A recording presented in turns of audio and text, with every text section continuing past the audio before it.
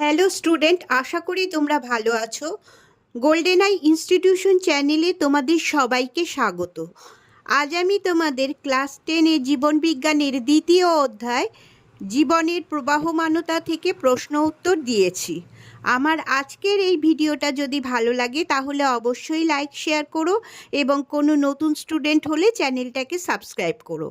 তাহলে চলো পড়ানোতে যাওয়া যাক। ক্লাস 10 জীবনবিজ্ঞানের দ্বিতীয় অধ্যায় জীবনের প্রবাহমানতা থেকে প্রথম প্রশ্ন, ডিএনএর গঠনগত একক হলো নিউক্লিওটাইড। 2, নিউক্লিওটাইড হলো এই চারটে অপশনের মধ্যে এটা হবে শর্করা থাকে, ফসফেট থাকে আর নাইট্রোজেন বেস থাকে। ঠিক আছে, এই সি অপশনটা। 3 নম্বর, ডিএনএ অণুর গুয়ানিনের পরিপূরক ক্ষার মূলকটি হলো সাইটোসিন। 4 নম্বর, প্রদত্ত কোনটি ডিএনএর গঠনগত উপাদান নয় বলেছে, তাহলে ইউরাসিল ক্ষারক, এটা ডিএনএতে থাকে না। 5, আরএনএতে অ্যাডেনিনের পরিপূরক বেস রূপে থাকে ইউরাসিল। এই আগের প্রশ্নটা না মাধ্যমিক 18 সালে এসেছিল, দেখো 4 নম্বর প্রশ্নটা। তারপরে 6 নম্বর হচ্ছে, কোষচক্রের যে দশায় ডিএনএ সংশ্লেষ ঘটে সেই দশাটির নাম হলো এস দশা। তারপর 7 নম্বর, সুপ্ত দশা বা বন্দি দশা বলা হয় G0 দশাকে। এটা খুব ইম্পর্টেন্ট, এটা নতুন ধরনের প্রশ্ন। 8, ইউক্রোমাটিনের বৈশিষ্ট্য নয়, ক্রোমাটিনের কোনটা বৈশিষ্ট্য নয়?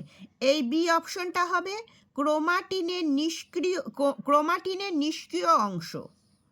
ঠিক আছে, ইউক্রোমাটিনটা ক্রোমাটিনের নিষ্ক্রিয় অংশ না, ক্রোমাটিনের সক্রিয় অংশ।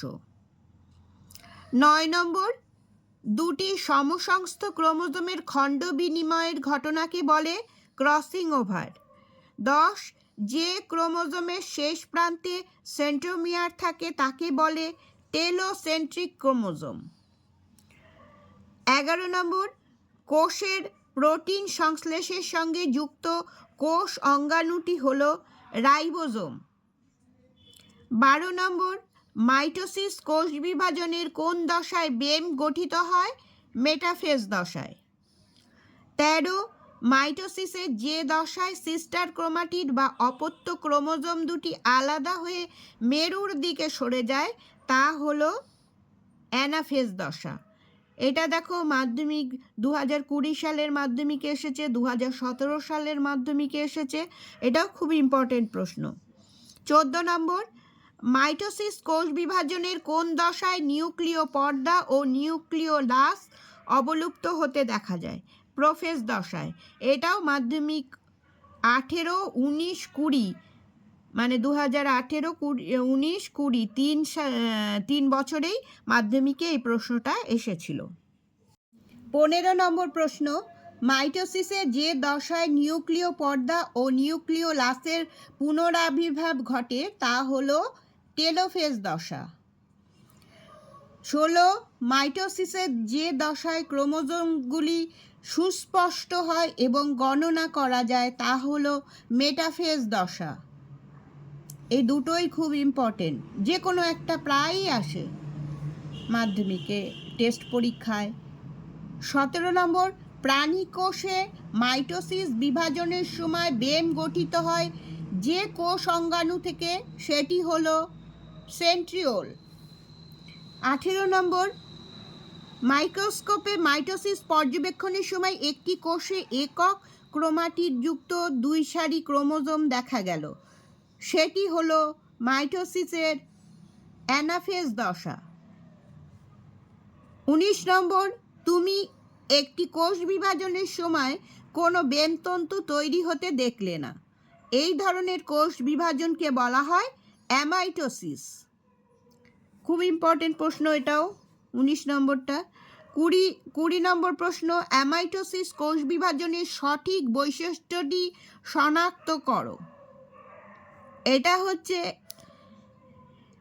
এই ডি অপশনটা হবে ক্রোমোজোম ও বেমতন্তু গঠিত হয় না। এটা মাধ্যমিক 2019 সালের প্রশ্ন। 21 প্রদত্ত কোনটি মিওসিসের শনাক্তকারী বৈশিষ্ট্য? এটা হবে এই সিটা, রিকম্বিনেশনের ফলে জিনের আদান প্রদান ঘটে। 22 মিওসিসের তাৎপর্য সংক্রান্ত প্রদত্ত কোন বক্তব্যটি সঠিক তা নিরূপণ করো। মিওসিসের যে বৈশিষ্ট্যগুলি আছে না, তার তাৎপর্য বৈশিষ্ট্য এগুলি আছে, তার মধ্যে আছে এগুলো। দেখবে এটা হচ্ছে সঠিক, কোন বক্তব্যটি সঠিক বলেছে। তো এই সি অপশনটা হবে বংশগত প্রকরণবাহী হ্যাপ্লয়েড গ্যামেট উৎপাদন করে। এটাও 2019 সালের মাধ্যমিকের প্রশ্ন। 23 কোনটি টেলোফেজের বৈশিষ্ট্য নয়? সি অপশনটা হবে ইন্টারজোনাল তন্তু গঠন। 24 প্রকরণবাহী হ্যাপ্লয়েড গ্যামেট তৈরি হয় মিওসিস কোষ বিভাজন দ্বারা। মানুষের দেহকোষে ক্রোমোজোমের সংখ্যা হলো 23 জোড়া।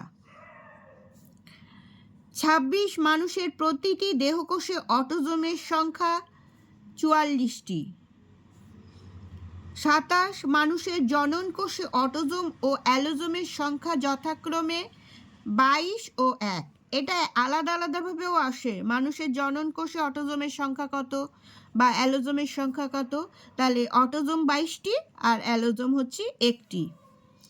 28 মানব দেহের মাইটোসিস কোষ বিভাজনে সদ্য সৃষ্ট অপত্য কোষের প্রতিটি ক্রোমোজোমে কয়টি ডিএনএ অণু কুণ্ডলীকৃত হয়ে গঠিত হয় তা স্থির করো।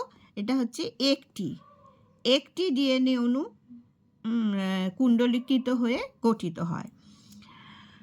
29 এটা হচ্ছে 2020 সালের মাধ্যমিকের প্রশ্ন। 29 প্রকরণ সৃষ্টির মাধ্যমে জৈব অভিব্যক্তির পথ সুগম করে যৌন জনন। 30 দুটি গ্যামেটের মিলনকে বলে নিষেক। 31 অযৌন জনন সম্পন্নকারী একটি প্রাণী হলো অ্যামিবা। 32 বহুবিভাজন দেখা যায় প্লাজমোডিয়ামে। 33 গেমিউল গঠনের মাধ্যমে বংশবিস্তার করে স্পঞ্জ। 34 কোরকোদ্গম দ্বারা জনন সম্পন্ন করে যে জীব তা হলো হাইড্রা। 35 খর্বধাবকের মাধ্যমে অঙ্গজ বংশবিস্তার করে যে উদ্ভিদ সেটি হলো কচুরিপানা। এটা প্রায়ই আসে এই প্রশ্নটা। 36 জোর কলম একবীজপত্রী উদ্ভিদে হয় না, কারণ ক্যাম্বিয়াম থাকে না। 37 কোন জোটটি সঠিক এই চারটের মধ্যে? এটা হবে এই অপশনটা হবে কোরকোদ্গম ইস্ট, মানে কোরকোদ্গম প্রক্রিয়ায় ইস্ট বংশ বিস্তার করে। এটা 2017 সালের মাধ্যমিকের প্রশ্ন। 38 সঠিক জোটটি নির্বাচন করো ও লেখো। এখানে হবে খণ্ডীভবন স্পাইরোগাইরা। এই জন্য এখানে কোন জীব কিভাবে বংশবিস্তার করে, এককোষী জীব বা বহুকোষীরা, এটা ওইখানে দেখবে একটা বইয়ে একটা ছক মতো করা আছে, ওটা মুখস্থ করবে, ওটার থেকে একটা না একটা আসেই প্রতিবার। এটাও দেখো 2019 সালে মাধ্যমিকের প্রশ্ন। 39 যৌন জনন সম্পর্কিত প্রদত্ত কোন বক্তব্যটি সঠিক? এই অপশনটা হবে যৌন জননে হ্যাপ্লয়েড গ্যামেট উৎপাদন অপরিহার্য, মানে যৌন জননে হ্যাপ্লয়েড গ্যামেট উৎপাদন হবেই। এটাও 2018 সালের মাধ্যমিকের প্রশ্ন। 40 প্রজাতির বিশুদ্ধতা বজায় থাকে না যে প্রকার জননে তা হলো যৌন জনন।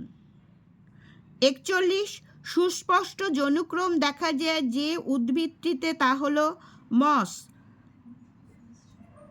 এই পোগোনেটাম এক ধরনের মস। 42 যে প্রাণীটি নিষেক ব্যতীত স্ত্রী জনন কোষ থেকে অপুংজনী বা পার্থেনোজেনেসিস প্রক্রিয়ায় উৎপন্ন হয় তা হলো পুরুষ মৌমাছি বা ড্রোন। খুব ইম্পর্টেন্ট প্রশ্ন, দেখো এখানেও 3 স্টার দেওয়া আছে। এটা মানে মনে রাখবে নিষেক ছাড়াই এই পুরুষ মৌমাছি অপুংজনী বা পার্থেনোজেনেসিস প্রক্রিয়ায় উৎপন্ন হয়। 43 নম্বর প্রশ্ন, দীর্ঘ সুপ্ত দশায় আছে এমন বীজযুক্ত উদ্ভিদের কম সময়ে বংশবিস্তার করতে তুমি প্রদত্ত কোন পদ্ধতির সাহায্য নেবে? এর একটা বিকল্প প্রশ্নও আছে, একই ধরনের প্রশ্ন। দ্রুত রোগমুক্ত অসংখ্য উদ্ভিদ উৎপাদনে তুমি কোন পদ্ধতি অবলম্বন করে উদ্ভিদ সংখ্যা বৃদ্ধি করবে? এটা দুটোরই উত্তর হবে মাইক্রো প্রোপাগেশন। 44, অর্ধবায়ব কাণ্ডের দ্বারা অঙ্গজ জনন সম্পন্ন করে এমন একটি উদ্ভিদ হলো কচুরিপানা। খুব ইম্পর্টেন্ট প্রশ্ন, অন্তত ফার্স্ট টার্মের জন্য তো এই ধরনের ছোট ছোট প্রশ্নগুলো খুব ইম্পর্টেন্ট, কারণ বেশি কঠিন প্রশ্ন ফার্স্ট টার্মে দেবে না।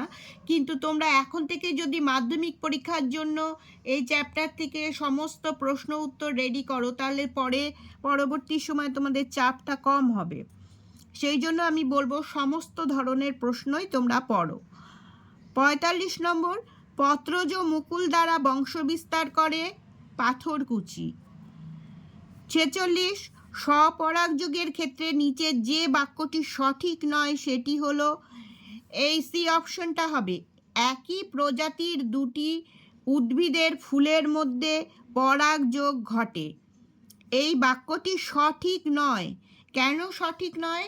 কারণ স্বপরাগযোগে তো সেই ফুলের কোনো ফুলের পরাগরেণু সেই ফুলের বা সেই গাছের অন্য ফুলের গর্ভমুণ্ডের উপর পড়ে, তখন তো স্বপরাগযোগ হয়। সেই জন্য এই বাক্যটা একই প্রজাতির মধ্যে না, সেই জন্য এটা হলো সাধারণত স্বপরাগযোগ উভয় লিঙ্গ ফুলে হয়, যেমন শিম, টমেটো, সন্ধ্যামালতী। তোমরা না স্বপরাগযোগ আর ইতর পরাগযোগের বৈশিষ্ট্যগুলো খুব ভালো করে পড়বে, তাহলে এই প্রশ্নগুলো ভুল হবে না। 47, সপুষ্পক উদ্ভিদের শস্য হলো 3N, এটা মনে রাখবে। 48, সপুষ্পক উদ্ভিদের ডিম্বক নিষেকের পরে পরিণত হয় বীজে, ডিম্বকটা হয় বীজ। 49, প্রদত্ত কোনটি দ্বিনিষেক প্রক্রিয়ায় উৎপন্ন হয়? শস্য। 50, একটি পক্ষী পরাগী ফুল হলো, এটা হবে শিমুল। 51, পতঙ্গের মাধ্যমে ইতর পরাগযোগ ঘটে, এটা হচ্ছে আম গাছে। 52, প্রদত্ত কোনটি ইতর পরাগযোগের বৈশিষ্ট্য তা নির্বাচন করো, এটা হবে এই ডি অপশনটা, পরাগরেণুর অপচয় বেশি হয়। ইতর পরাগযোগে পরাগরেণুর অপচয় বেশি হয়। এটা 2020 সালের মাধ্যমিকের প্রশ্ন। 53 নম্বর, অ্যানিমোফিলিতে বাহক হলো বায়ু। 54, মানুষের মুখ্য বৃদ্ধিকাল বলা হয় বয়ঃসন্ধিকে। কোন বয়সকালকে ঝঞ্ঝা বিক্ষুব্ধ কাল বলে? এটাও বয়ঃসন্ধিকাল। মানব পরিস্ফুরণের যে দশায় স্বাভাবিকভাবেই স্মৃতিশক্তি ও দৃষ্টিশক্তি দুর্বল হতে থাকে ও মস্তিষ্কের আয়তন কমে, তা হলো বার্ধক্য দশা। 57, জননাঙ্গ ও জনন গ্রন্থির পরিপূর্ণতা ঘটে মানব পরিস্ফুরণের বয়ঃসন্ধি দশায়, এটা 2017 সালের মাধ্যমিকের প্রশ্ন। 58, মানব বিকাশের যে দশায় হরমোনের প্রভাবে গৌণ যৌন লক্ষণ প্রকাশিত হয় সেটি হলো বয়ঃসন্ধি দশা। 59 নম্বর প্রশ্ন, কোন গ্রন্থিকে বার্ধক্যের জৈব ঘড়ি বলে? এটা হবে থাইমাস। তাহলে থাইমাস গ্রন্থিকে বার্ধক্যের জৈব ঘড়ি বলে, এটা মনে রাখবে। স্টুডেন্টস, তাহলে আজ এই পর্যন্তই। তোমরা সবাই ভালো থেকো।